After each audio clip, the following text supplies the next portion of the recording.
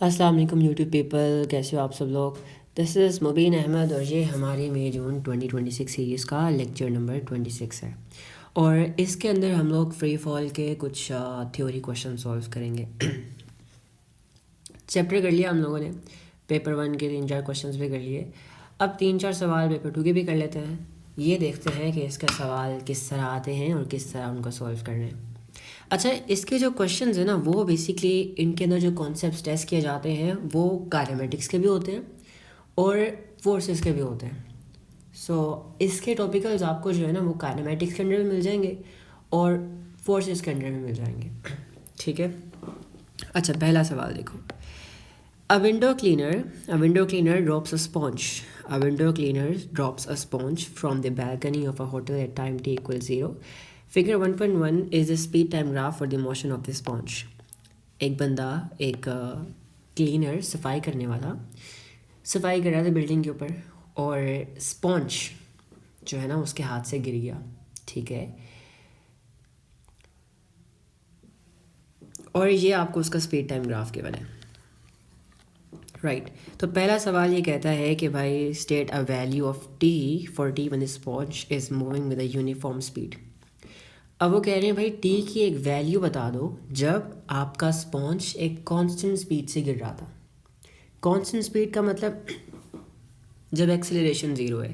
Right. तो speed time graph में हम काफ़ी दफ़ा पढ़ चुके हैं। स्पीड टाइम ग्राफ में अगर ये पता लगाना हो स्पीड कांस्टेंट कब है तो स्ट्रेट हॉरिजॉन्टल लाइन, ठीक है, यहाँ से लेके यहाँ तक, इधर से लेके इधर तक, इस पॉइंट से लेके इस पॉइंट तक जो स्पॉन्ज की स्पीड थी वो कांस्टेंट थी।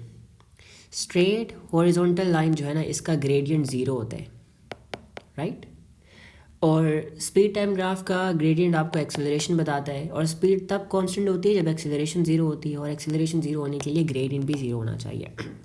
तो इस लाइन पे कोई भी टी का पॉइंट बता दो, 2 बता दो, 1.7 बता दो, 2.4 बता दो, कोई भी बता दो। 1.6 से लेके 2.5 तक कोई भी पॉइंट बता सकते हो। टू बी सेफर साइड में 2 बता देता हूँ। 2 सेकेंड्स। राइट, मार्क मिल गया मुझे। 1 out of 1। Wow, amazing. Acceleration at non uniform rate. Okay. सबसे पहले देखो यहाँ पे क्या क्या जा रहा है। पहला कह रहा है एक्सेलरेटिंग। एक्सेलरेटिंग का मतलब क्या है? Speed must be increasing at a non uniform rate. अब नॉन यूनिफॉर्म रेट का मतलब यह है, जब भी नॉन यूनिफॉर्म का मतलब वर्ड आ जाए ना, इसका मतलब यह है कि आप एक ऐसा पार्ट ऑफ ग्राफ ढूंढ रहे हो जो कि कर्व्ड है। आप एक कर्व लाइन ढूंढ रहे हो। सॉरी यार, मुझे बहुत उलझन होती है इस चीज़ से। अच्छा, तो पहले तो आपने बताना है एक्सेलरेशन, कि भाई वो एक्सेलरेट कर रहा हो, और दूसरा हिस्सा ये बताता है नॉन यूनिफॉर्म रेट से, मतलब लाइन जो है वो सीधी ना हो। ऑलराइट। तो देखो इस पॉइंट से लेके इस पॉइंट तक आप देखो कि आपका जो स्पॉन्ज है वो एक्सेलरेट कर रहा है। ठीक है। अच्छा, अब यहाँ तक जो है ना, यहाँ तक आपकी लाइन स्ट्रेट थी। स्ट्रेट लाइन का मतलब है कांस्टेंट ग्रेडियंट। ग्रेडियंट आपको एक्सेलरेशन बताता है, मतलब इस पूरे पॉइंट तक, मतलब इस पॉइंट से लेके इस पॉइंट तक वो एक्सेलरेट कर रहा था यूनिफॉर्म रेट से, कॉन्स्टेंटली एक्सेलरेट कर रहा था। लेकिन ये हिस्सा जो है यहाँ पे कर्व आ गया, यहाँ पर भी एक्सेलरेट कर रहा है लेकिन नॉन यूनिफॉर्म रेट से। राइट। स्ट्रेट लाइन नहीं है। तो यहाँ पे कोई भी पॉइंट बता दो, मैं बता देता हूँ 1 पॉइंट। ओके, ये 1.5 है तो ये 1.25 होगा। 1.25 बता देते हैं। 1.25। अच्छा, एंड देन हमने बताना है डीसेलरेशन, डीसेलरेटिंग।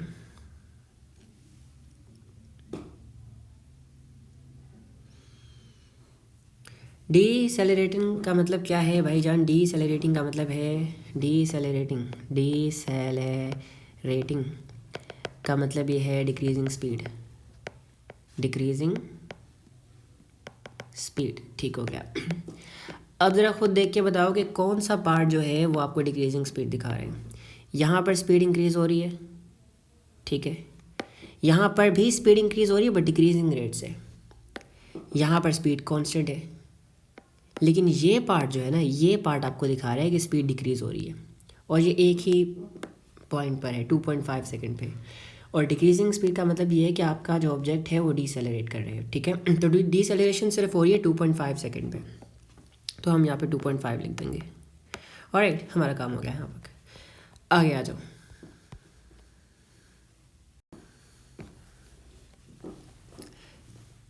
अगला पार्ट देखो इसका।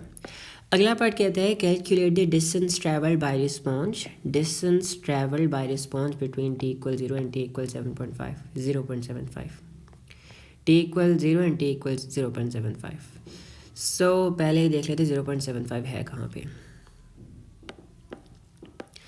तो 0.75 जो है वो यहाँ पर होगा, ये 0.5 है, ये 0.6 होगा, ये 0.7 होगा, ये 0.75 होगा। ये वाली लाइन जो है ना जो मैंने बनाई है अभी, ये है 0.75, ये 0.6, 0.7, 0.75। यहाँ पर मैं एक लाइन बना देता हूँ।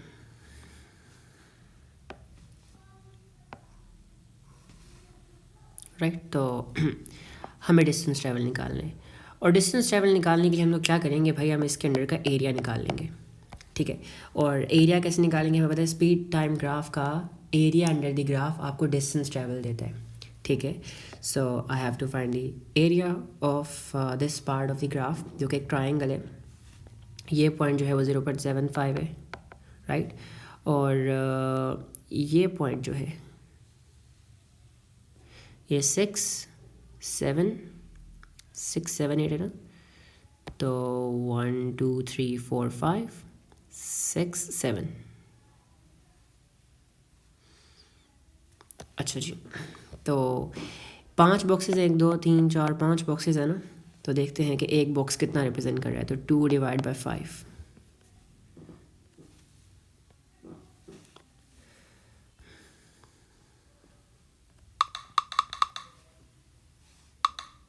Zero point 4। हर एक बॉक्स जो है वो 0.4 का डिफरेंस दिखा रहा है, राइट।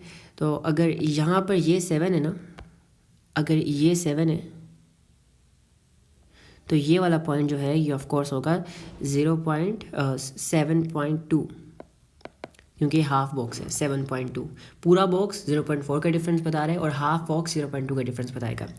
तो अब इसका हम लगा लेते हैं एरिया अंडर द ग्राफ। तो हाफ इंटू बेस कितनी है 0.75, इंटू हाइट कितनी है 7.8, 7.2। तो हाफ इंटू 0.75 इंटू 0. और 7.2 is 2.7 मीटर्स। डन, आसान सवाल था। 2.7 मीटर्स। आगे आ जाओ। नेक्स्ट सवाल देखो। Figure 9.1 shows a sky diver falling vertically. एक स्काई डाइवर है विच इज़ फॉलिंग वर्टिकली, जो कि नीचे गिर रहा है वर्टिकली, ठीक है, फ्री फॉल में। Sky diver starts from rest at time t equal 0। भाई बिल्कुल रेस्ट से स्टार्ट करता है, t इक्वल 0 का मतलब ये कि बिल्कुल रेस्ट से स्टार्ट करता है, ठीक है। His acceleration is non uniform. इसकी एक्सेलरेशन जो है वो नॉन यूनिफॉर्म है, मतलब कांस्टेंट नहीं है, until he reaches a steady speed. और एक पॉइंट आता है जब वो एक स्टेडी स्पीड रीच कर जाता है। बेसिकली स्टेडी का मतलब है कांस्टेंट, स्टेडी का मतलब है कांस्टेंट स्पीड। और अगर मैं आपको रिमाइंड करवाता चलूँ, जिस पॉइंट पे आपका बंदा कांस्टेंट स्पीड रीच कर जाता है उस पॉइंट को कहा जाता है टर्मिनल वेलोसिटी। और जब वो कांस्टेंट स्पीड रीच करता है वो स्पीड है 50 मीटर्स पर सेकेंड की, और वो रीच करता है टाइम इक्वल्स 10 सेकेंड्स पे, ठीक है। ही ओपन हिज पैराशूट, फिर वो अपना पैराशूट खोलता है, टाइम इक्वल्स 20 सेकेंड्स पे अपना पैराशूट खोलता है, एंड डीसेलरेट्स अंटिल 25 सेकेंड्स, और 25 सेकेंड्स तक डीसेलरेट करता है। फिर 25 सेकेंड से लेके अपनी जर्नी कंटिन्यू करता है with again a steady speed, again वो एक टर्मिनल वेलोसिटी रीच कर जाता है, but this time of 5 metres पर सेकेंड। स्पीड टाइम ग्राफ बना दो एज एक्सपेक्टेड। पूरा इन लोगों ने हमें एक डिस्क्रिप्शन दिया, राइट, बड़ा पढ़ा के हमें कहा है कि अब आप स्पीड टाइम ग्राफ बना दो। बहुत आसान काम है। तो बंदा स्टार्ट करता है 0 सेकेंड्स पे, right. His acceleration is non uniform, मतलब डिक्रीजिंग एक्सेलरेशन होगी, उनके एयर रेजिस्टेंस है ना, पढ़ा था ना हमने कि 10 से शुरू होगी, फिर 10 से डिक्रीज करती फाइनली 0 पे आ जाएगी एक्सेलरेशन, राइट। तो हमें बताएं कि भाई वो 0 से स्टार्ट करेगा, 0 से स्टार्ट करेगा, और कितनी स्पीड रीच करेगा, 50 मीटर्स पर सेकेंड की स्पीड रीच करेगा 10 सेकेंड्स के अंदर अंदर।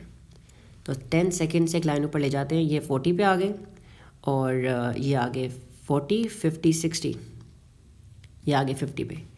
ये पॉइंट जो है ना, ये पॉइंट दिखा रहा है कि आपकी स्पीड 50 है। ये पॉइंट जो है ना, ये 50 है, 50 मीटर्स पर सेकेंड। ठीक हो गया जी।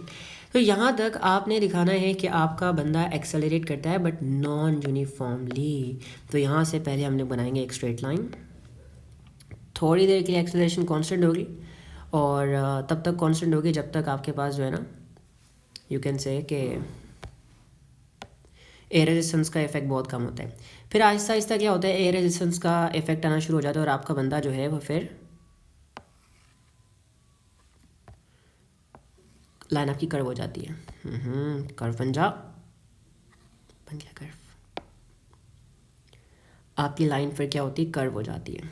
ठीक है, ऑलराइट। सो भाई वो 0 से लेके 10 सेकेंड्स तक 50 मीटर्स पर सेकेंड की स्पीड रीच कर जाता है और इस पॉइंट पे उसकी स्पीड क्या हो जाती है, कांस्टेंट।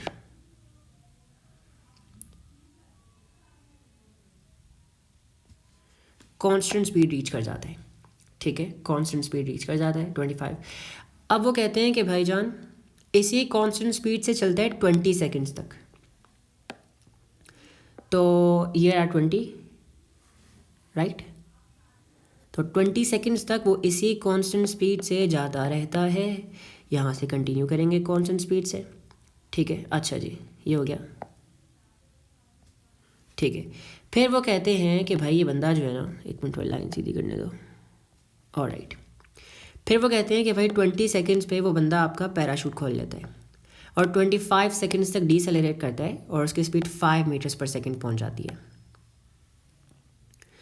अब उन्होंने ये दिखाया हुआ भाई डीसेलरेट नॉन यूनिफॉर्मली करता है, यूनिफॉर्मली करता है तो एक स्ट्रेट लाइन बना दो या फिर थोड़ा कर्व कर दो, डजंट मैटर।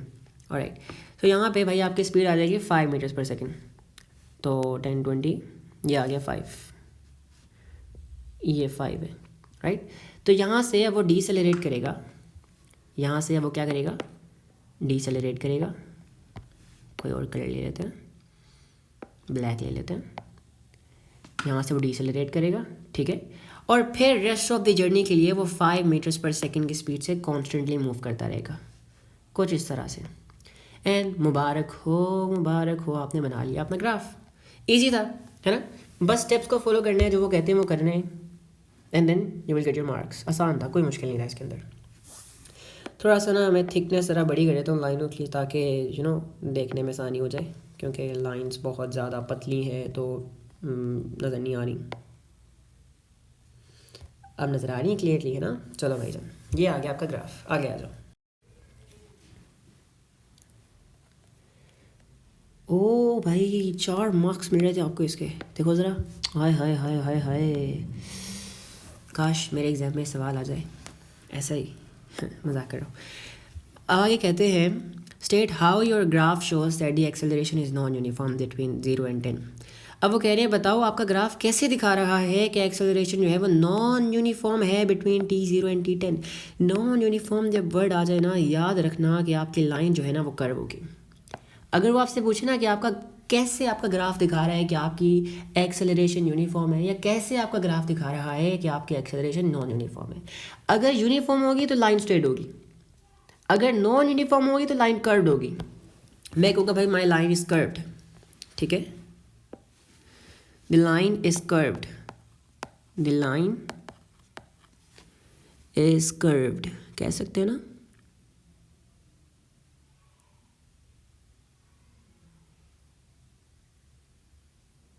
और या फिर मैं कहता हूँ the graph is not straight line, ये सही कहते, the graph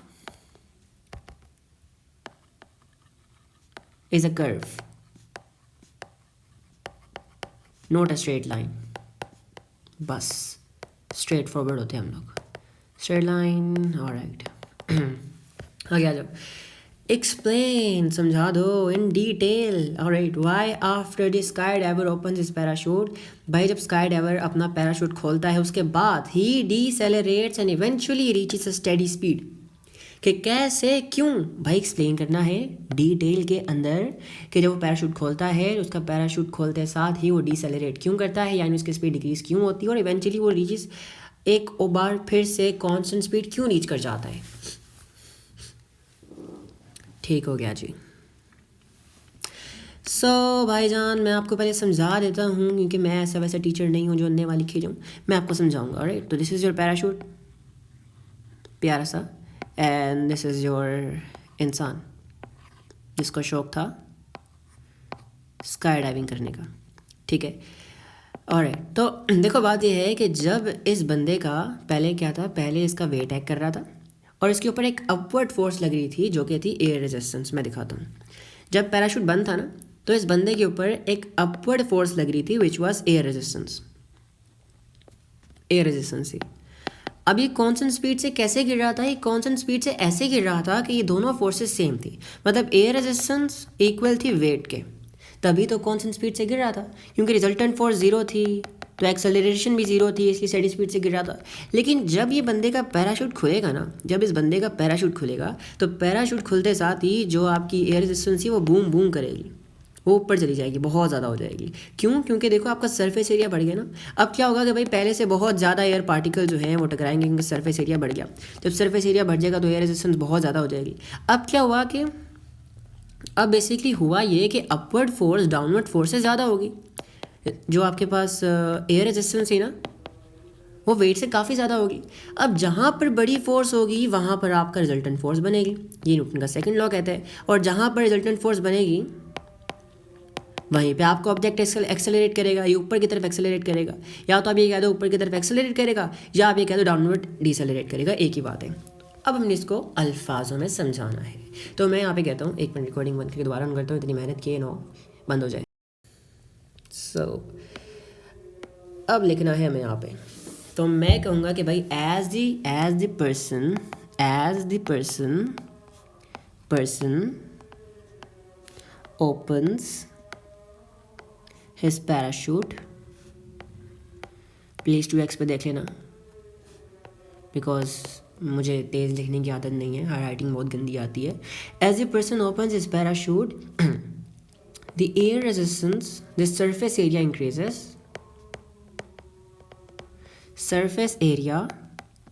increases, and so the air resistance.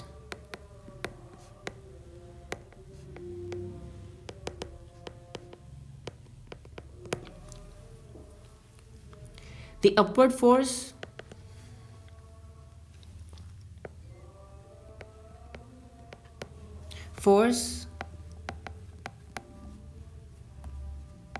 becomes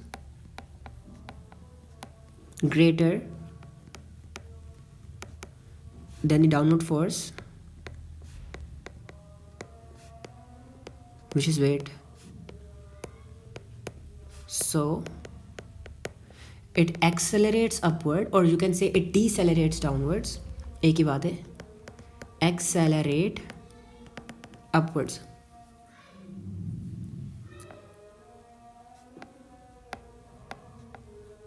ठीक है,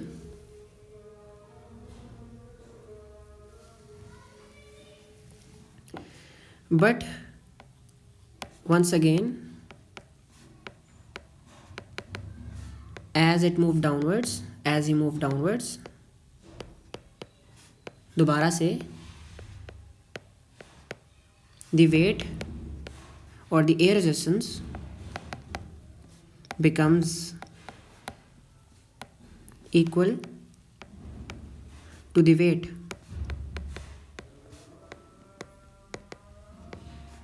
Resultant force becomes zero,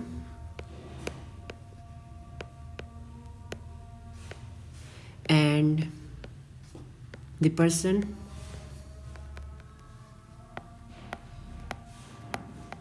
once again reaches a smaller constant speed. हाय हाय हाय हाय, पूरे 4 मार्क्स मिलेंगे, क्या बात है, 4 out of 4। समझ आया ना? इससे आसान लफ्ज़ों में नहीं लिख सकता था। आई होप समझ आ गया हो। ये मेरी सोच से बड़ा सवाल निकला है, अभी तक ख़त्म नहीं हुआ भाई, 10 से ज़्यादा मार्क का सवाल है ये। चलाओ करते हैं पूरा। आगे पार्ट सी कहता है for the time interval between T10 से लेके T20 तक डिस्टेंस निकाल दो।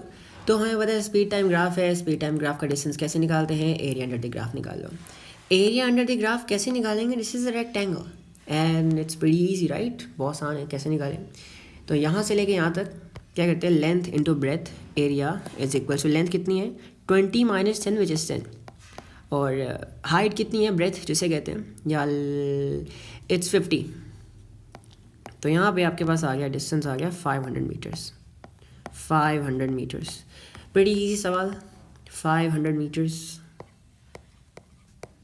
Alright, let me confirm, yeah that's 500 metres. आगे वो कहते हैं the mass of the sky diver is 60 kg। भाई उस बंदे का मास 60 kg है। For the time interval between T20 and T25 calculate the average acceleration. Average acceleration निकाल दो। अब वी डोंट नो कि भाईजान के you know you can say कि हमें नहीं पता एक्सेलरेशन कॉन्स्टेंट थी, यानी हमने एवरेज निकाल लिया है। तो एवरेज कैसे निकालेंगे, एवरेज निकालने के लिए, एक्सेलरेशन निकालने के लिए हम लोग लेंगे अपनी फाइनल वेलोसिटी। फाइनल वेलोसिटी कितनी थी, फाइनल वेलोसिटी हमारी 5 थी, और इनिशियल कितनी थी। अच्छा देखो मेरी बात सुनो, मेरी एक बात सुनो। यहाँ पर इन्होंने कहा है डीसेलरेशन, तो डीसेलरेशन के लिए थोड़ा सा चेंज करते हैं। हम पहले इनिशियल वेलोसिटी लिखते हैं। इनिशियल वेलोसिटी कितनी थी, इनिशियली आपकी वेलोसिटी थी 50, ठीक है। और फाइनल वेलोसिटी कितनी थी, फाइनल वेलोसिटी आपकी 5 थी। और टाइम कितना लगा, टाइम आपको लगा 5 सेकेंड्स, ठीक है। तो 50 - 5 is 45, 45 divide by 5 is 8 metres पर सेकेंड स्क्वायर्ड। नो क्या हो गया, सॉरी मेरी मैथ्स स्क्रू हो गई। 9 मीटर्स पर second square, my bad, sorry, मैं भी कहूँ कुछ गलती हो रही है। Calculate the average resultant force. अब रिजल्टेंट फोर्स निकाल दो, प्रीटी इजी राइट, बहुत आसान सवाल है। आपको मैथ्स इससे लिए तो दिया था और इससे लिए आपसे एक्सेलरेशन निकलवाई। तो हमें पता है फोर्स इज इक्वल्स टू मा ma राइट। तो फोर्स क्या है, फोर्स निकालनी है। मैथ्स कितना है 60 और एक्सेलरेशन कितनी है 9। तो F is equal to 60 into 9, 60 into 9 is 540 newtons. pretty easy सवाल राइट। अच्छा फिर कहते हैं state how your graph in figure 9.2 may be used to obtain the distance that sky diver falls. हम उसका टोटल डिस्टेंस कैसे निकाल सकते हैं जो स्काई डाइवर ने कवर किया, simply by calculating the area under the graph. By calculating area under the graph, area under the graph, that's it. Alright, मज़े का सवाल था, बहुत बहुत मज़ा आया। अभी कहानी एंड नहीं होती है, अभी अल्लाह हाफिज़ नहीं कहूँगा, एक और सवाल है वो भी। हमारा अगला और आखिरी सवाल ना, ये मैंने फोर्सेस के टॉपिक में से उठाया। A sky diver jumps from a stationary balloon. Stationary balloon का मतलब यह है कि वो गुब्बारा एक जगह पे रुका हुआ है, कहीं मूव नहीं कर रहा। His initial downward acceleration is 10 metres पर सेकेंड। और जैसे ही वो गिरता है ना, इनिशियली उसकी एक्सेलरेशन होती है 10 मीटर्स पर second squared. Shows the direction of the air resistance and the weight of the sky diver. आपको इस बंदे के ऊपर लगने वाली एयर रेजिस्टेंस और वेट की डायरेक्शन गिवन है। अगर ना भी गिवन होती तो हमें पता था। The mass of the sky diver is 60 kg। इस तरह से उसका वेट हो गया 600 newton. Explain using ideas about the forces why his initial downward acceleration is 10 metres पर सेकेंड। भाईजान फोर्सेज के आइडियाज़ को यूज करके बताओ कि उसकी इनिशियल डाउनवर्ड एक्सेलरेशन 10 क्यों थी। हम ये बताएंगे भाईजान, इनिशियली लिखता हूँ, देख लेना साथ साथ, समझाऊंगा भी, टेंशन नहीं लो।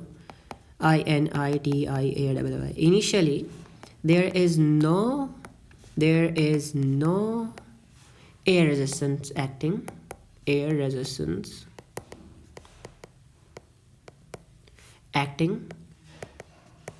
so the only force is experiencing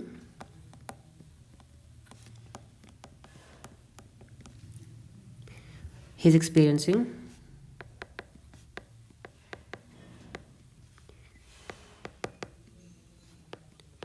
is his weight. ठीक है, अच्छा,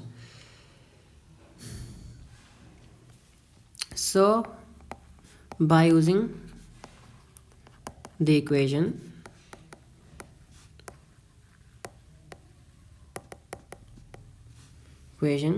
W is equals to mg and plugging in the values of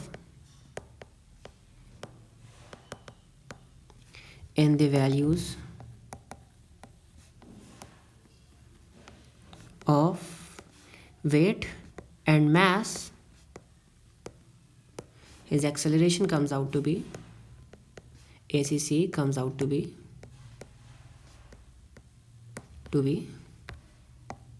10 meters per second squared, right? क्योंकि देखो ना, अगर हमें सॉरी, हाँ जी,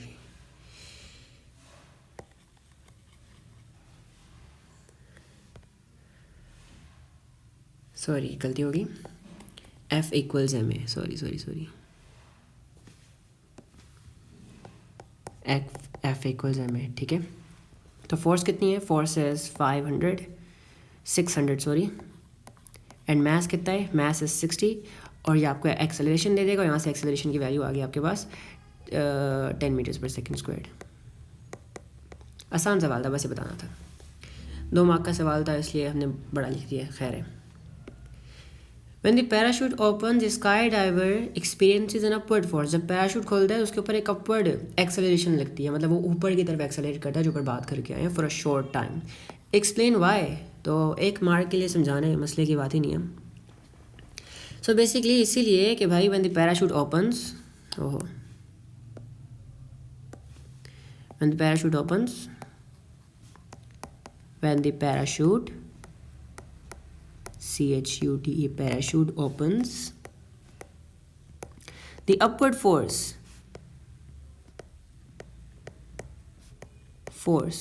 जो कि है air resistance becomes greater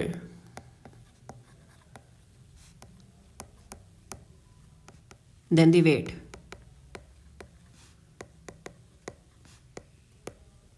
So he accelerates upwards.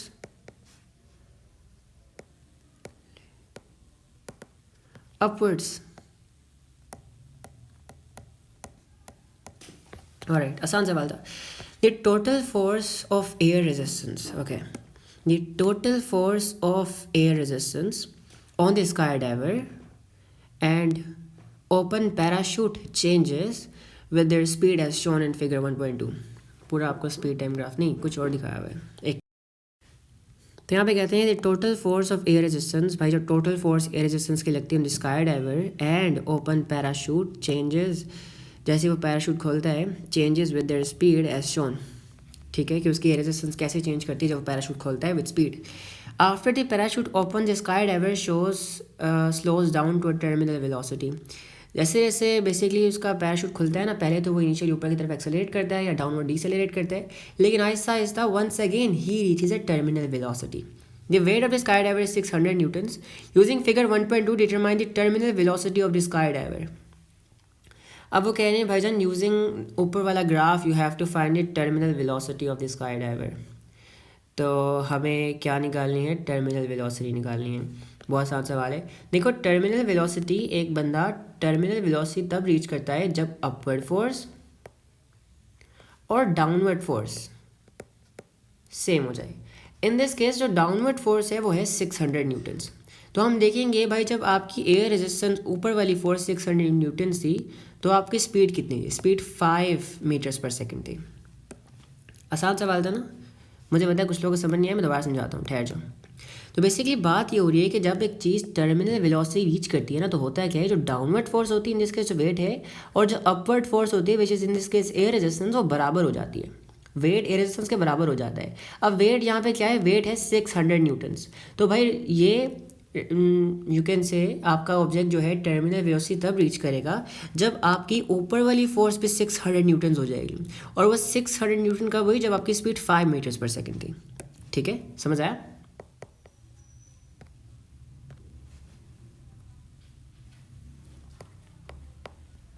Alright, फिर वो आगे कहते हैं calculate the resultant force on square ever when speed is 5.5 metres पर सेकेंड। अब वो कह रहे हैं जब उसकी स्पीड 5.5 मीटर्स पर सेकेंड थी तो रिजल्टेंट फोर्स निकाल दो। तो रिजल्टेंट फोर्स क्या होती है, ये बहुत आसान है, मैं आपको दिखाता हूँ। ये एज्यूम करो आपका इंसान है, ये वो आपका इंसान है जो गिर रहा है, राइट। तो डाउनवर्ड फोर्स से मुझे पता है वो क्या है, 600 न्यूटन्स। अपवर्ड फोर्स ऊपर से निकाल लेते हैं ग्राफ में से, ठीक है। तो अपवर्ड फोर्स हम तब चाहिए जब आपके पास आपकी जो स्पीड थी 5.5 मीटर्स पर सेकेंड थी। So this is 5, this is 5.5, 1 2 3 4 5, this is 5.5। और 5.5 पे जो आपकी रिजल्टेंट फोर्स थी वो कितनी थी वो देखना पड़ेगा। तो 600, 700, 800, तो 600, 1 2 3 4 5, यहाँ तक आपके पास 700 है। और ये आपके पास हो जाएगा 720। जो आपकी अपवर्ड फोर्स लग रही है वो कितनी है, 720। रिजल्टेंट फोर्स कैसे निकालते हो, बड़ी में से छोटी माइनस कर दो, 720 माइनस 600, तो रिजल्टेंट फोर्स आ गई आपकी 120 न्यूटन्स। ऑलराइट, रिजल्टेंट फोर्स आ गई आपकी 120 न्यूटन्स। ऑलराइट, तो this was all for today. I hope आपको मज़ा आया हो, बोरियत ना हुई हो। हमने कुछ बहुत कलरफुल किस्म के पॉसिबल सॉल्व किए हैं। ऑलराइट, सो आई होप आपको समझ आ गया हो कि this chapter is pretty interesting and free के marks. So I hope this video helps. If you think this video was helpful, the content I upload is helpful, make sure to subscribe, ठीक है, and make sure to share it among your friends, colleagues, etc. as well, because मुझे बड़ी खुशी होगी कि मुझे अगर पता चलेगा भाई मेरी मेहनत जो है वो वर्थ इट है। तो कमेंट्स भी करना प्यारे प्यारे से, और अपने फ्रेंड्स के साथ भी शेयर करना। मिलते हैं अलग अगली वीडियो में, तब तक के लिए अल्लाह हाफिज़।